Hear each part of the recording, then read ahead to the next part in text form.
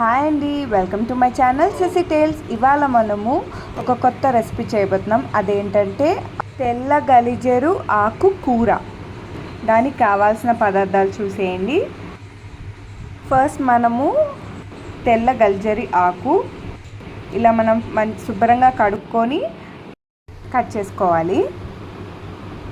అలాగే దీనికి కావాల్సిన పదార్థాలు ఆనియన్స్, చిల్లీస్, కరివేపాకు, వెల్లుల్లి రెబ్బలు, ఎండుమిరపకాయలు, టొమాటోస్ కట్ చేసుకొని పెట్టుకోవాలి. ఇవన్నీ ఫస్ట్ మనం ప్యాన్ పెట్టుకొని ఆయిల్ వేసుకోవాలి.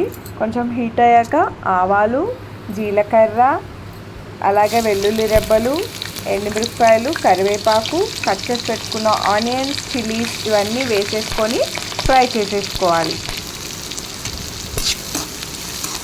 ఇది కొంచెం బాగా ఫ్రై అయిన తర్వాత మనం కట్ చేసి పెట్టుకున్న తెల్ల గలిజేరు ఆకు కూడా వేసేసుకోవాలి. శుభ్రంగా కడుక్కొని వేసేసుకోండి.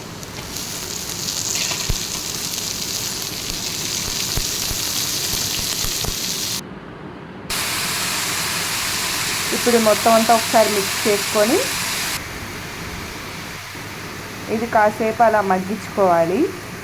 కొంచెం మగ్గిన తర్వాత దీనిలో ఇప్పుడు కొంచెం పసుపు వేసేసుకోవాలి.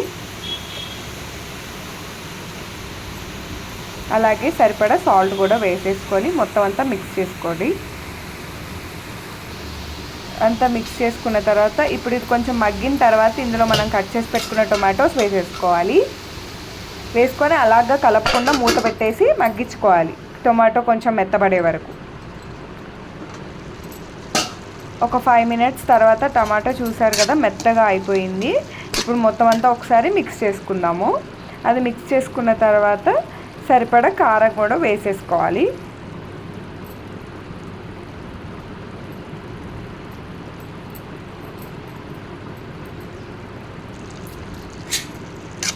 ఇప్పుడు ఇదంతా ఒకసారి మిక్స్ చేసేసుకుందాం మనము.